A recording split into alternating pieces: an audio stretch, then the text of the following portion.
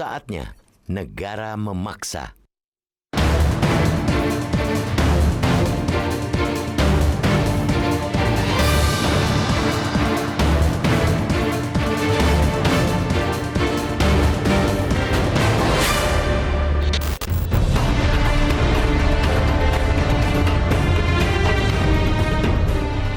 Pandemi COVID-19 di negeri ini masih jauh dari selesai. Penyebaran virus mematikan itu justru semakin parah. Kematian yang diakibatkannya pun bertambah.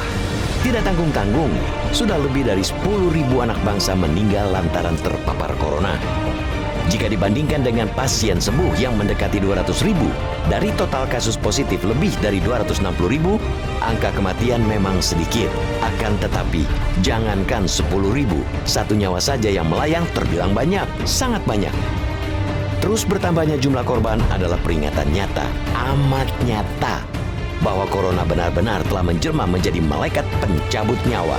Ia tidak membeda-bedakan suku, agama, ras, golongan maupun kelas. Siapapun dan dimanapun beresiko terpapar dan meninggal. Pada konteks itulah, untuk kesekian kalinya kita mengingatkan bahwa wabah corona adalah ancaman luar biasa.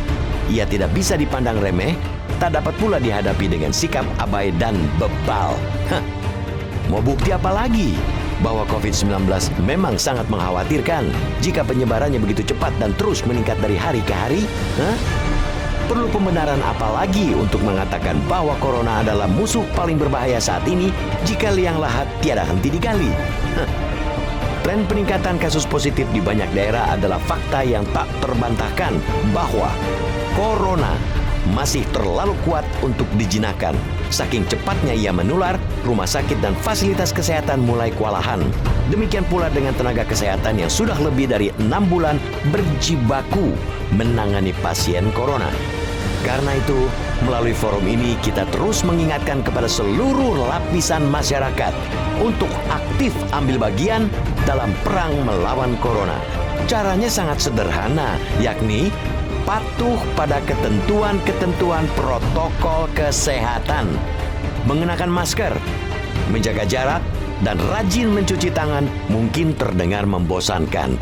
Tetapi itulah jurus-jurus jitu untuk melindungi dari pukulan mematikan yang dilancarkan COVID-19 selama vaksin dan obat masih dalam penantian. Menghindari kerumunan juga penting, sangat penting. Menghindari kerumunan sama saja menghindari bahaya. Bahaya bagi diri sendiri maupun buat orang lain. Seperti jurus-jurus sebelumnya, ia juga sangat mudah untuk dilakukan. Namun, hal-hal yang semestinya gampang itu ternyata sangat sulit bagi banyak orang. Tidak sedikit warga masyarakat masih abai mengenakan masker dan menjaga jarak saat beraktivitas. Tidak sedikit pula mereka yang bergabung dalam kerumunan atau bahkan dengan sengaja membuat kerumunan. Apa yang dilakukan seorang pemimpin DPRD kota di Jawa Tengah baru-baru ini adalah contoh kebebalan di tengah pandemi.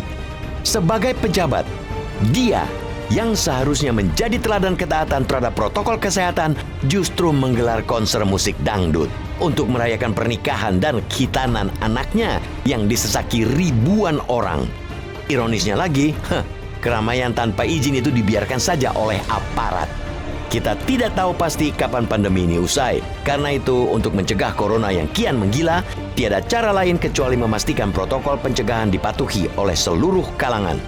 Ketentuan-ketentuan dalam pembatasan sosial berskala besar alias PSBB atau apapun bentuk kebijakan di tiap-tiap daerah jelas bukan untuk gagah-gagahan. Ia disusun untuk diterapkan dan pemerintah diberi kekuasaan menegakkannya. Kita tidak bisa lagi membuang-buang waktu dengan menunggu kesadaran masyarakat untuk patuh pada protokol kesehatan. Saatnya negara memaksa mereka agar corona tak semakin merajalela.